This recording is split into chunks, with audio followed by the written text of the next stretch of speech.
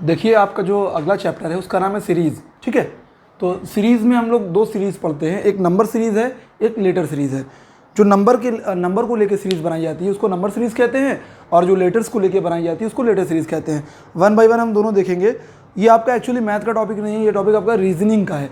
आप तर्क शक्ति जिसे बोलते हैं हिंदी में, जो आप अलग अलग कॉम्पिटेटिव एग्जाम देते हैं, बैंक का, एसएससी का, रेलवे का, या कोई भी एमबीए, कैट, मैट, तो उसमें रीजनिंग के क्वेश्चन आते हैं ना। तो ये रीजनिंग के जो पोर्शन है उसमें ये आता है। बट आपका बीएचयू बीकॉम में भी ये क्वेश्चन अक्सर आते हैं, तो इन्हें भी हम देख लेते हैं। नंबर सीरीज़ एक पर्टिकुलर जैसे कोई रूल होता है, जैसे एग्जांपल दिया है यहाँ पर, कुछ देख लेते हैं। 2 है, 2 के बाद 5 है, 5 के बाद 8 है, 8 के बाद 11 है, 2, 5, 8, 11। तो क्या पूछेगा आपसे कि अगला नंबर क्या होगा? तो ये तो सबसे आसान है। आप देखो 3 3 ऐड हो रहा है, 2 में 3 जोड़ दोगे 5, 5 में 3 जोड़ दोगे 8, 8 में 3 जोड़ दोगे 11। तो 3 3 ऐड कर रहे हैं, 2 3 5, 5 3 8, 8 3 11। तो 11 में 3 ऐड कर दोगे तो 14। तो अगला नंबर क्या हो जाएगा? 14। आपसे ऐसे पूछ सकता है, दो तरीके से क्वेश्चन पूछता है, what will be the next number, अगला नंबर क्या होगा। या फिर ये कह सकता है आपसे बच्चों कि बीच में एक नंबर आपका गैप कर दे और कहे मिसिंग नंबर क्या है, यहाँ पर क्या आएगा। तो एक ये तो एडिशन सीरीज है जब आपकी सीरीज जुड़े।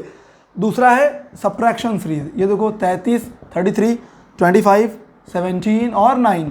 अब देखो यहाँ पर 33 में फिर 25, 25, 17, 17 में 19। अब देखो यहाँ पर कम हो रहा है नंबर, तो इसको सब्ट्रैक्शन सीरीज करते हैं। ये एडिशन नहीं सब्ट्रैक्शन है। कितना कितना कम हो रहा है? 33 और 25 का डिफरेंस क्या होगा? 8 माइनस 8, इसका डिफरेंस 8, 8, यानी 8 8 कम हो रहा है, ठीक है।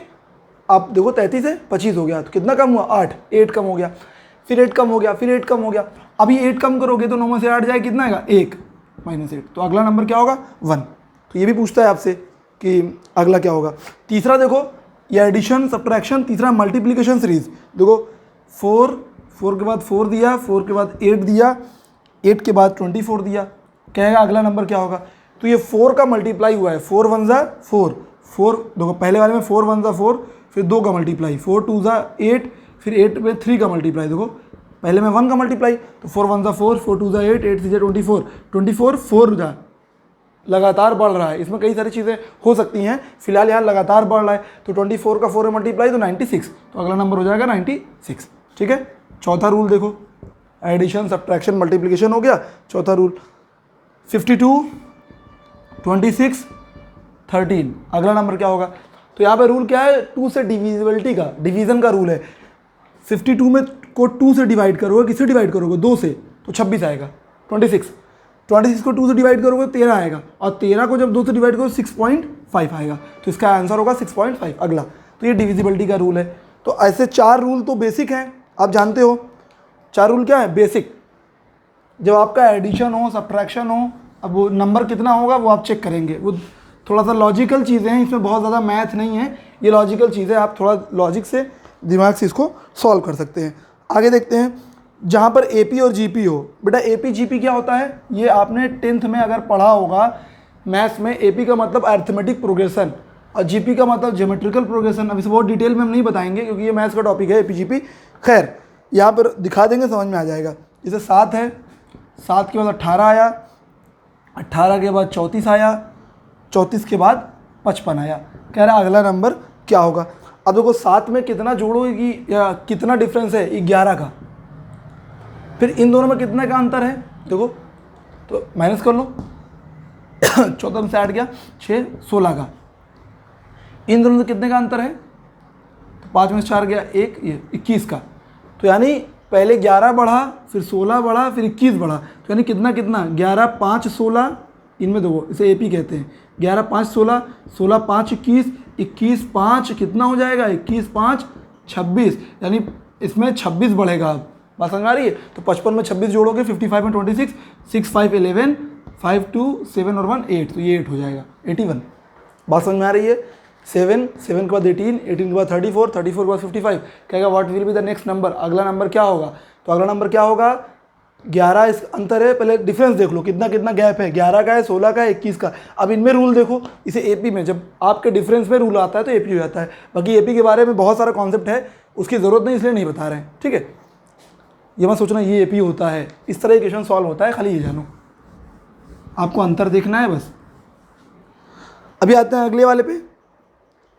अगला वाला देखो 8 9 12 21 48 129, इस तरह सीरीज दिया है। अभी देखो कितना कितने का अंतर है। 8 में 1 जोड़ोगे तो 9 हो जाएगा, 1 ऐड करेंगे। 9 में 3 जोड़ोगे तो 12 हो जाएगा। 12 में कितना जोड़ोगे तो 21 होगा। ध्यान दो, 12 9 21, 9 जोड़ा है। 21 में कितना जोड़ोगे कि 48 हो जाएगा। देखो माइनस कर लो इन दोनों को ना। 8 में से 1 गया 9 और 4 में 2 गया 2। 8 में से 1 गया 7 और 4 में से 2 गया 2, 27 जोड़ोगे। इसका अंतर देख लो कितना जुड़ा है। तो 129 में से 48 को हटा दो। 9 में से 8 गया 1 और 12 में से 4 गया 8, 81। अब देखो पहले में 1 बढ़ा, दूसरे में 3 बढ़ा, तीसरे में 9 बढ़ा। इसको जीपी कहते हैं। जीपी का मतलब मल्टीप्लाई, एपी का मतलब जोड़ में जिसे बढ़ रहा था ना, ऐसे मल्टीप्लाई। कैसे? 1 का 3 में मल्टीप्लाई 3 गुना हो रहा है। 1 तिहाई 3, 3 3 ज़ा 9, 9 3 ज़ा 27, 27 3 ज़ा 81, 81 3 ज़ा कर लो पहले। 81 3 ज़ा तो 3 1 ज़ा 3, 3 8 ज़ा 24, 243 बढ़ेगा तो 129 में 243 जोड़ दो। नीचे बढ़ने वाला रूल है, फिर इनमें रूल देखा जाता है। एपी जीपी में एक खास बात है, दो बार रूल देखेंगे। अब देखो 9 और 3 12, 2 4 6 और 1 7 और 2 1 3, यानी अगला नंबर होगा 372। तो ये मल्टीप्लिकेशन वाले को जीपी बोलते हैं, एडिशन वाले को एपी बोलते हैं। तो ये एपी और जीपी था, समझ में आ गया होगा मेरे ख्याल से आपको। इसे कहते हैं एपी और जीपी का रूल। ये नंबर सीरीज हम पढ़ रहे हैं, नंबर अभी आगे लेटर भी पढ़ेंगे। अब देखो फिर कह रहा है कि जब परफेक्ट स्क्वायर या परफेक्ट क्यूब का डिफरेंस हो, एक वैरायटी ये भी होती है। जैसे 5, 5 के बाद 6, 6 के बाद 10, 10 के बाद 19, 19 के बाद 35, 35। कह रहा है कि अगला नंबर क्या होगा। अब देखो कितना, 5 में कितना जुड़ेगा कि 6 होगा 1, 6 में कितना जुड़ेगा कि 10 होगा 4, 10 में कितना जुड़ेगा कि 9 हो 9। सर ये आ रहा है स्क्रीन में ना, 9। फिर अब देखो 10 में 9 जोड़ोगे 19 होगा ना। 19 में कितना जुटे कि आपका ये हो जाए 35, तो मेरे ख्याल से 16 जोड़ दो तो 9 6 15।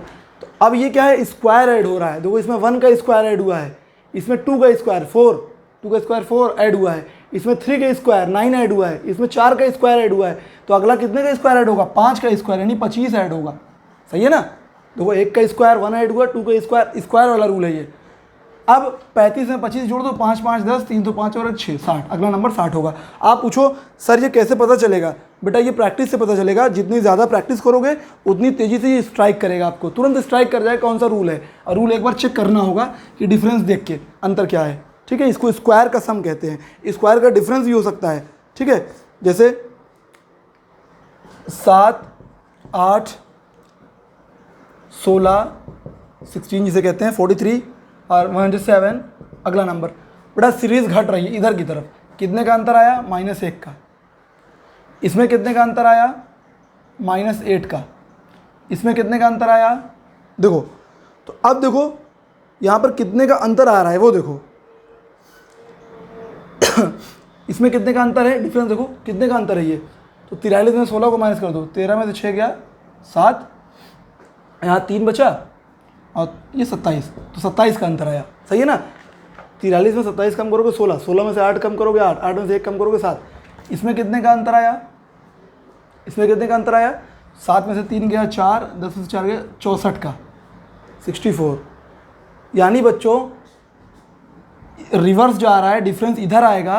ये 4 का स्क्वायर है, स्क्रीन में आ रहा है ऊपर, ये 4 का स्क्वायर है। हाँ नहीं आ रहा है, ठीक है नीचे कर लेते हैं।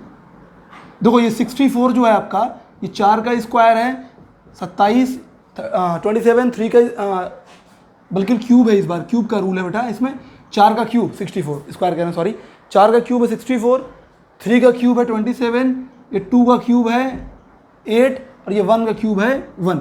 यानी इस बार क्यूब है, स्क्वायर भी हो सकता है, क्यूब भी हो सकता है, बढ़ भी सकता है, घट भी सकता है। सारी कंडीशंस हैं, ध्यान दीजिए, वो ध्यान देने से आ जाएगा। तो अगला वाला क्या रहा होगा, अगला वाला 5 का क्यूब रहा होगा ना, 5 का क्यूब। ठीक है, 5 का क्यूब कितना होता है 125, तो यानी 125 इसमें जोड़ दें तो अगला वाला आ जाएगा। तो 7 5 2 125 जोड़ दें इधर लिख के, 7 5 12, 2 और 1 3, और ये 2, अगला वाला 232 रहा होगा। 232 में आप 125 कम कर दो, देखो 12 में से 5 जाएगा 7, 12 से यहाँ 2 में से 2 गया 0, यानी 125 कम होगा तो आपका 107 आएगा, यानी 232, यानी देखो 125, 64, 64, 27, 8, 1, 3 का क्यूब, 1 का क्यूब, 2 का क्यूब, 3 का क्यूब, 4 का क्यूब, 5 क्यूब, अब घट रहा है। तो आपको इसी तरह से सीरीज़ पहचानना है कि ऐड हो रही है, जनरली सीधी सीधी सीरीज़ है, एडिशन वाली है कि सब्ट्रैक्शन वाली है कि मल्टीप्लिकेशन वाली है कि डिवीज़न वाली है कि एपी है कि जीपी है कि स्क्वायर है कि क्यूब है, ठीक, उसमें भी ध्यान देना होगा। अगले पे आते हैं 1, ये सबसे आसान होता है, 1, 4, 9, 16, ये सीधी सीधी स्क्वायर है। 1 किसका स्क्वायर है? 1। 2 किसका स्क्वायर है? 2। देखो 4 किसका स्क्वायर है? 2 का। 9 3 का। 16 4 का। तो अगला नंबर 5 का स्क्वायर होगा, यानी 25। ये सबसे आसान होता है। इसी तरह क्यूब भी होता है, जैसे 27, 64, 125, 216, ठीक है। अब देखो ये 3 का क्यूब, ये 4 का क्यूब, ये 5 का क्यूब, ये 6 का क्यूब, अगला होगा 7 का क्यूब। तो 7 का क्यूब होगा 3 4 3, तो ये हो जाएगा। ये आपके नंबर सीरीज़ के जितने वेराइटीज़ होते हैं मैंने आपको बता दिया है बच्चों। इसमें वेराइटीज़ और भी बहुत सारे होते हैं, बट इससे ज़्यादा आपके BHU BCom में कभी ना पूछा है ना पूछेगा, ठीक है। आप इससे ज़्यादा डेप्थ में, इससे ज़्यादा गहराई में जाएंगे तो आप SSC, बैंक, रेलवे, CSET और CTET, टेट, इस सब में चले जाएंगे। इन सब से हमें कोई मतलब लेना देना नहीं है, हमको खाली BHU BCom पे देखना है। ये आपको मैंने इसका पूरा फंडामेंटल क्लियर करा दिया है। पीछे क्वेश्चंस आपके एक्सरसाइज में हैं, वो आपको PDF में हम दे देंगे, तो आप सॉल्व कर लीजिएगा, ठीक है। उसको सॉल्व कर लेंगे तो कॉन्सेप्ट क्लियर हो जाएगा सर।